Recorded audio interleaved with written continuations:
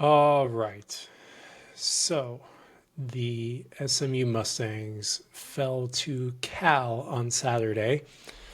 A very unexpected result. However, anybody that's been paying attention this season knows that this was probably a trap game. And Cal is probably better than they get credit for. However, SMU should have won this game. There should have been no doubt. They should have come out swinging like they did against Louisville. They should have had 4 quarters of absolute just destruction and had a very convincing win to then go on to the ACC Championship this weekend. However, that is not how it went down.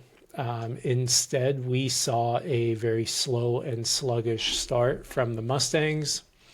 We didn't really see much of any type of quality football from the Mustangs for quarters 1 through 3. And to be honest with you, in quarter 3, I actually conceded. I admitted to myself that this was going to be a loss. And, it is what it is, and we will just look forward to next season. But then comes the fourth quarter. In the fourth quarter, SMU goes ahead and scores 21 points. They actually took the lead. The roller coaster of emotions was strong. I just don't really follow. I mean, I do. I get it because throughout this 2025 season, we've seen, a couple of ugly heads poke their face through, like the Baylor game. I mean, there's no excuse for being up a couple of scores going in the fourth quarter and then losing the game. TCU got away in the fourth quarter. We obviously lost to Wake Forest in the fourth quarter. And here we are again against Cal in the fourth quarter and just blowing it. Had the start been a more powerful one, then we would have never been in this situation. We would have never been down going into the half. We would have probably never been down at any point in the game. But then what was amazing to me was the fact that in the fourth quarter, the Mustangs can come and just march down the field. Like, just march down the field. Not once, not twice, but 3 times. 3 times they marched down the field and they scored a touchdown. Where was that in quarter 1, quarter 2, quarter 3? Like, why all of the sudden did they have such an easy time moving the ball down the field? Now, I did notice that, there was some good runs. There were some highlights. I thought Kevin Jennings actually played very, very well in the fourth quarter. But again, all of the good things, or most of the good things about this game, come down to the fourth quarter. Maybe that's how long it took them to wake up. Maybe that's just when things started clicking a little better. And there's credit due to Cal as well. I did think that Cal, comparatively speaking to how their season has been going and their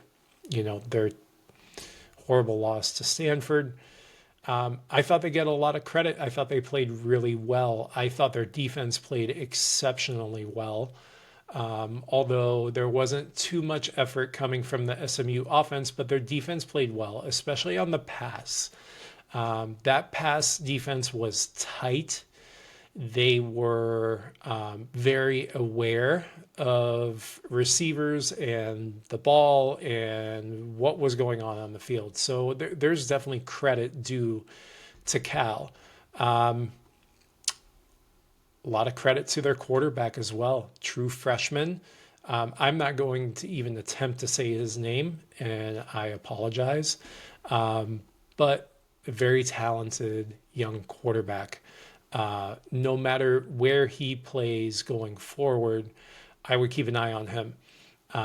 He looked very good to me, and to be able to come out there, to be able to come out there after you just lost your coach, there's a lot of emotions, I'm sure, in their locker room, and to come out and to put on a high confidence performance like he did, and to make some of those passes that he did in the receptions, receivers get credit as well.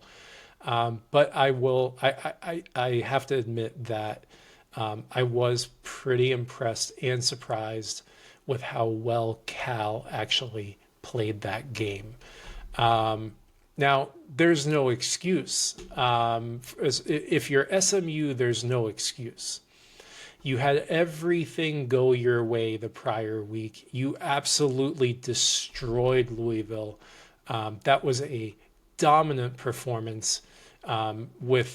There were no doubts in that game ever at any point. That was a possibly the best performance all season.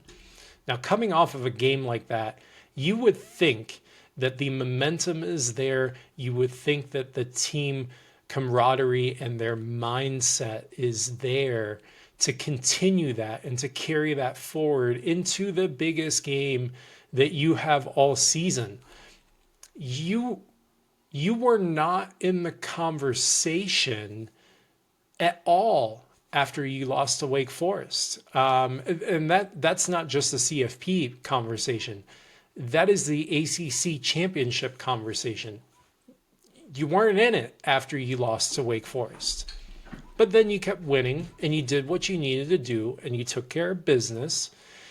And all of a sudden, you find yourself in a position to where you've got Louisville coming into town. You absolutely destroy them. I mean, a very convincing win. The game later that night gave you all the help that you needed with a Georgia Tech loss to where now you control your own destiny. It is yours and yours alone. You no longer have to depend on another team maybe losing or winning.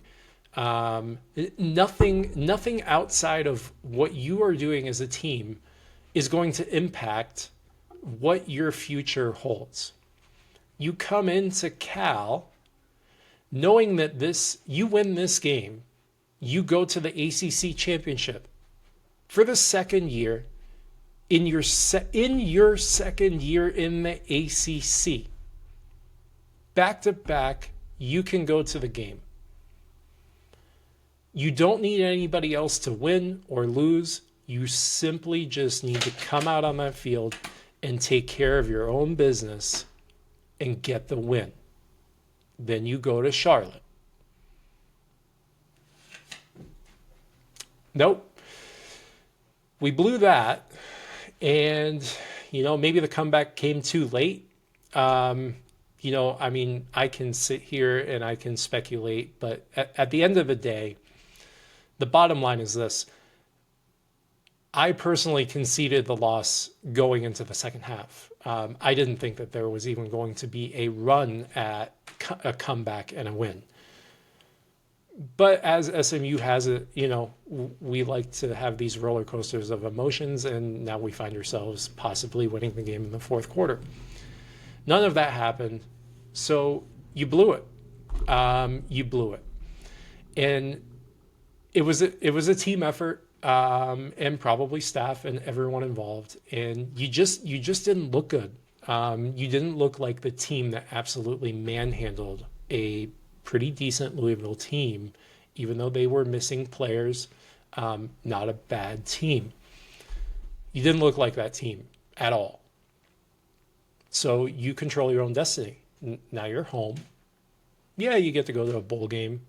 I hope you win that bowl game. I don't think we've won a bowl game 2019, I think. So you need to win that game just for your own confidence. But, it's over. You don't get to go to the ACC Championship. You don't get to go to the CFP, and and that's fine. I think overall, this was still a very successful season.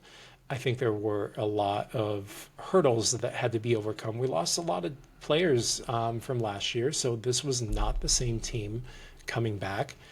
And as we saw, they had some things that they needed to work out, which I believe they did work out a lot of those things. However, some of those ugly heads did show their face. I think it was actually a combination of all of the ugly heads that we saw this season kind of all poked their face out in the Cal game. And the end result is that we lost. And this is not the kicker's fault, by the way. And I thought that Rhett could have ran one more play, even though it was just 8 seconds. 8 seconds to me is enough time to try to run one more quick play, maybe get a little bit closer, maybe give your kicker a little bit better of a shot. But this is not the kicker's fault. 52-yard field goal, you missed it right.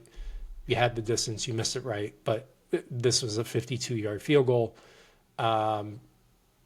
You should not have, if you expected that to go in like without any doubts, you made a mistake. That was a 50-50 shot for me. I know he can do it, but didn't happen. So now what? Well, again, I think it was a successful season. I think we learned a lot. I hope the team learned a lot of things about themselves. And we will see how this shakes out, but I do believe that the majority of this team will be coming back next year. Plus, we have transfers, transfer portal things that are going to happen, and new recruits coming in. And all of that looks very strong. So we have to look forward to the next season and all of the preparation that leads up to that. But I do believe that we will see more improvement next year. And again, we're back on this national stage. You don't just get here and you're not just magically a CFP contender every year. This takes a lot of work. This takes years and years of things to come together. And the fact that, the last 2 years have been the way they are quite impressive. So let's not discount that. The program deserves a lot of credit for doing the things that they've done in the last 2 years, including this year, and for being in a position where they have been to play for a conference championship, to potentially make a CFP appearance. That is no light feat. And that is, I think, a very admirable place to be. And I think it's where the program wants to be. Would everybody have loved to go to the ACC Championship this weekend? Sure, of course we would have. But let's not discount the fact that they still, they went 8-4. We can argue a lot of different ways, but that 8-4 could have very easily been 10-2, maybe 11-1. It dare I say, it could have been a 12-0 season. But not all the cylinders were firing right all the time. It took us until halfway through the season to kind of figure some things out that needed to be figured out. There was a tremendous improvement in the defense from the beginning of the season to, forget about Cal, but through the Louisville game. Tremendous improvement in defense. Those first couple weeks, I thought, my God, this defense looks horrific.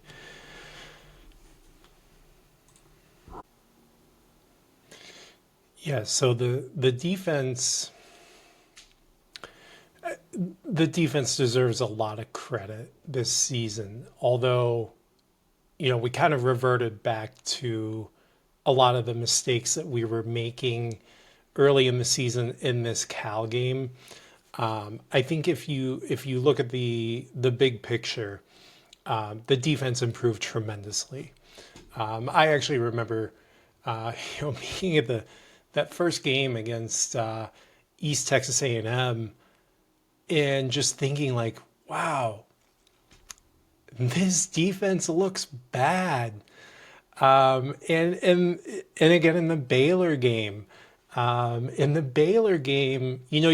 think you actually really saw it there, because the offense was playing pretty well in that game, but the defense just was. I mean, it was like they weren't even on the field at certain times.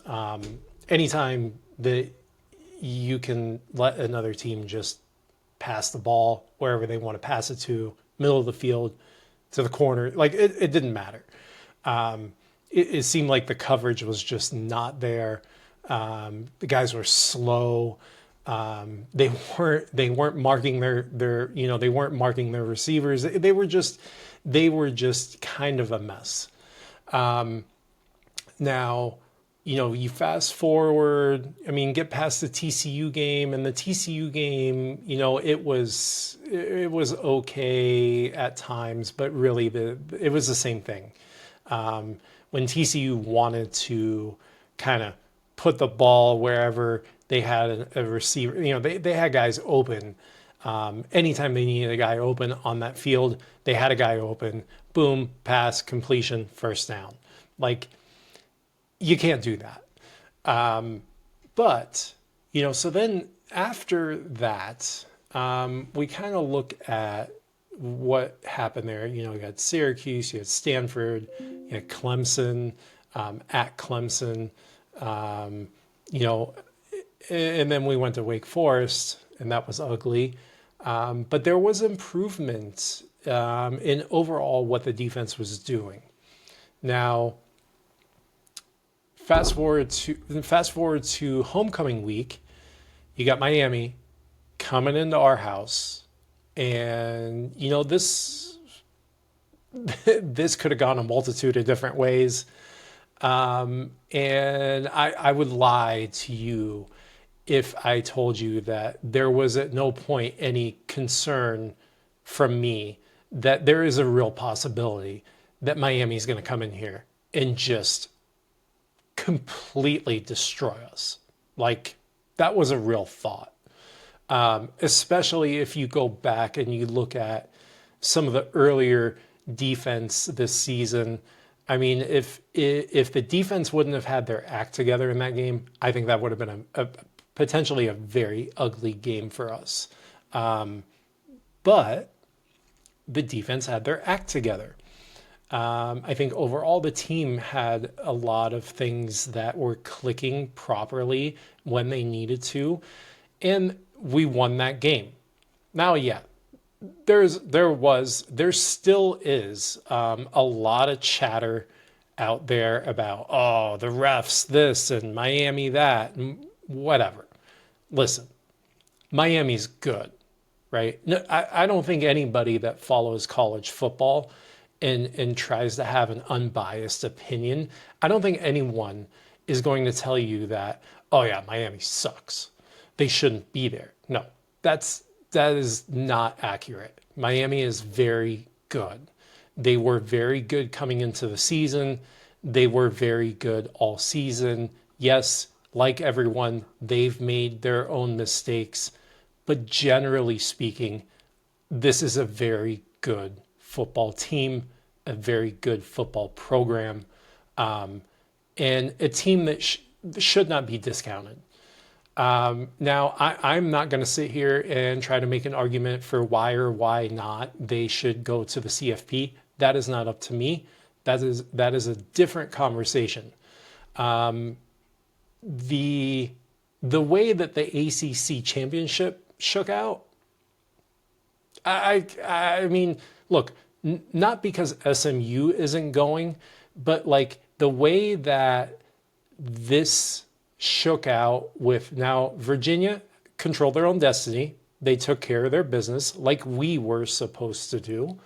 But they actually took care of their business and they're going to the big game. They deserve it. Now, Duke being there, I don't know. I don't know. I get it. The tiebreakers, all this nonsense. I get it. That's just how the dominoes fell. I don't think it's right. I think there are other teams in the ACC that deserve to be in that championship game more than Duke. Duke had a mediocre season. Yeah, some good moments, some bad moments, but like at the end of the day, they shouldn't be there. Dare I say, they shouldn't be there.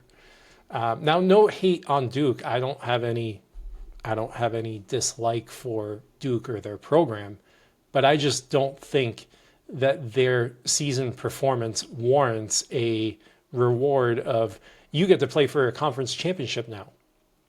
Now, what's the alternative? Because the other teams have, records in the conference that aren't any better. This is where we could probably argue for hours and hours. But at the end of the day, the way this should shake out is Virginia should absolutely dominate them and they should win the game. And then they'll get a bid to go to the CFP and they will probably look a lot like SMU did last year in the first round, and they will be out of their element and they will probably get curb stomped by whoever they get set up with. Now, flip side, Duke shocks everyone and they win the ACC. This is a real problem, not for any team, but for the ACC. This is a problem because now you've put a team into your conference championship that can potentially win. And if they win, you will get zero, big goose egg, zero teams in the CFP. You will have zero representation in the playoff because Duke isn't going to be any part of that conversation. And I don't fault the committee. Like, I don't. And I have a lot of issues with the way the committee does and doesn't do their business. But I would 100% agree that if Duke wins the ACC championship, that's it. You don't get to go to the CFP. You have not shown that you deserve to play in the championship playoff. You don't. End of story. Like, to me, this is a no argument, not up for discussion. If you disagree with me, fine. We can talk about it, but this is potentially disastrous for the ACC as a conference to not have any representation in the CFP. I don't want to even go down this rabbit hole further, because I am going to just go ahead and assume that Virginia is going to come out and take care of business like they did this weekend, and they're going to win that game, and they're going to go, and regardless of what happens to them after the ACC championship game, it doesn't matter. They've had a great season. Some argue, their schedule, has been kind of easy. Okay, whatever. Doesn't matter. They've had a good season. They've been winning games. They won the ACC championship. They're ranked. They deserve to go. So let them go. Let them go. Let them have a shot. Maybe they shock. Maybe they shock someone in the first round. I think it's unlikely, but it's certainly not impossible. But let them go and just see how it shakes out. no matter what happens, if they win the ACC championship, I think it will be, a great feat for their school, for their program, and an appearance, regardless of the result, an appearance in the CFP is something that should be really looked up to. This is a very respectable thing for a team to be able to go to the playoff. And, the record shows that they've been winning games. Now, what's going to happen if they have to go play Oregon or, even Texas Tech or, you know, any of these other teams, even Ole Miss with all of the things going on behind the scenes, lanes flying out on jets to LSU and, whatever. But like, there's a possibility that Virginia could beat a Ole Miss team that's just going through their own roller coaster of organizational things. There's also a good chance that a fired up Ole Miss team comes out and just goes guns blazing hot and they blow them out. Anything is possible. And this is the beauty of college football and the CFP. Anything can happen. Anything can happen. And I have to remind myself sometimes that, at the end of the day, these are young, very young football players. Many of them very, very good. Many of them will go to the NFL once they move on, right? Many will not. But at the end of the day, these are all very talented athletes, and I hate to use the word kids, but they're kids, right? Like, they're adults. I know they're adults, but like, these are kids. These are young guys. 18, 19, 20, 21 years old, 22 years old. You might have a few cases of 23 or 24-year-olds, but like, that is rare. These are young men, young athletes that they're still learning themselves. They're learning about how they play the game. They are improving the areas where they need to improve, because they all have other aspirations, right? Like, I'm sure, all of them want to go and play in the NFL. That's not possible for all of them to go, but there are dreams there, and a lot of them will make that dream. But these are young players that are still developing themselves and their gameplay and their talent. So, anything can happen. Anything. Like, it's no different than SMU coming out last week and absolutely just blowing up Louisville, and then going to Cal and just shitting the bed. Like, because that's what you did. But again, going back, like, anything can happen. So I think we'll see a lot of things happen this weekend. And I think there are going to be disagreements, and there are going to be very upset fan bases once the selection committee does make the final selections. Someone's getting left out, and people are going to be upset. But that's just the way it goes. Now, a couple of years ago, what happened at FSU, and anybody that knows me knows that I will, on a personal level, I do not like FSU. I grew up in Florida. I am a Gator fan as a former Floridian. And you have to pick one. Growing up in Florida, you have to pick one. And I picked the Gators. So I do not like FSU on a sports level. Like, this is a rivalry for me personally. But, let me just say that what happened to them 2 years ago was not right. They should have absolutely gone to the playoff that year. I think it was, I agree with all of the things that were said that were in disagreement with FSU being left out. I think they absolutely should have gone there, regardless of player hurt, this player hurt, that player hurt, whatever. It doesn't matter. They had a fantastic season. They deserve to go. And if that's coming from me, I mean, ask my wife about what I say anytime FSU plays ball. Like, if that's coming from me, it's genuine, right? Like, it's genuine. So, but we're not there. We're not going to live in the past. People are going to be upset. Teams are going to be upset. Fan bases are going to be upset. Someone's getting left out. Who is it? I don't know.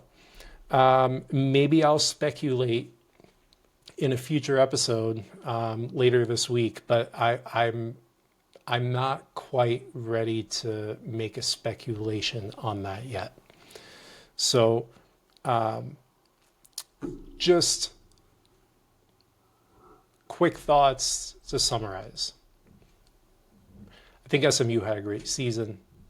I think we saw a lot of holes that either were fixed or are in the process of being fixed. And then we saw that there are still several issues that need to be fixed going forward. As a fan, I think you should hold your head up high.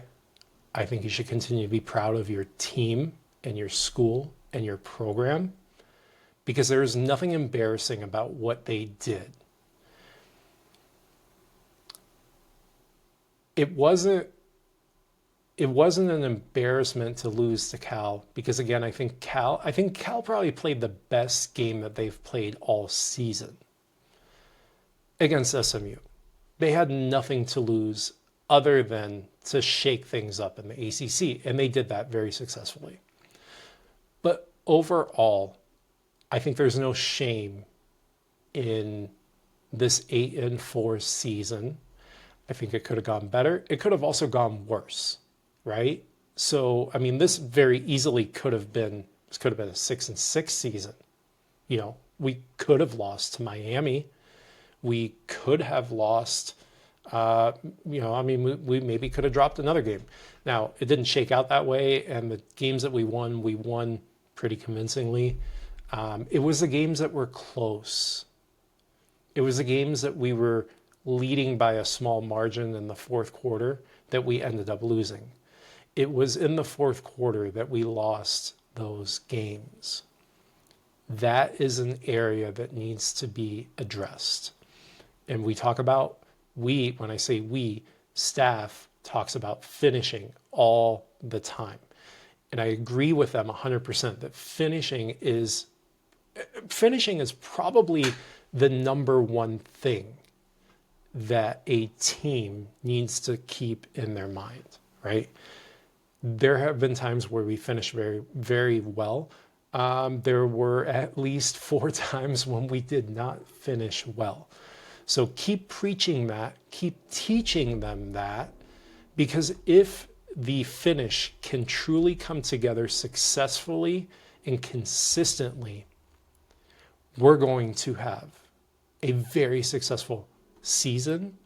We are going to be ACC champions, and we are going to go to the CFP, and we're not going to lose in the first round. And we are going to take a run against some of the very best teams in the country. You can mark this. I will mark this. You can keep this receipt. But if that comes together, SMU is going to be a real contender. And that is what they are working for. Disappointment from this season aside, again, I don't think there should be too much disappointment, and I don't think anybody should dwell on it. Look forward to where we're going. Look at where we've come from and look at where we're going. The trend is up. It's going to continue. We have a fantastic coach and a fantastic coaching staff. Yes, everyone can get criticized for certain things, and everyone can always improve. But generally speaking, this is a great program on its way up with a great staff doing some really good things all year long, not just when we play ball, but all year long. Locally, in the community, from a recruiting standpoint, transfer portal, this is a fantastic program that has nothing but the desire to improve and to win and to make it to the big show. Don't sleep on SMU. Don't do it. Well, we will see what shakes out this week in championship week, and then we will see how the CFP shakes out. I can't wait to talk about it. Thanks so much for taking the time to listen to me rant. I do enjoy this. If you have any comments, feel free to leave them. But this is college football, and especially SMU football is in my heart, and I just really enjoy talking about it. And I could probably sit here and rant for hours, but I will spare you, and I will not do that. But I hope you check in again in the future and just see what I'm up to, because I'd really like to continue to have this be a regular thing. Let's go Mustangs.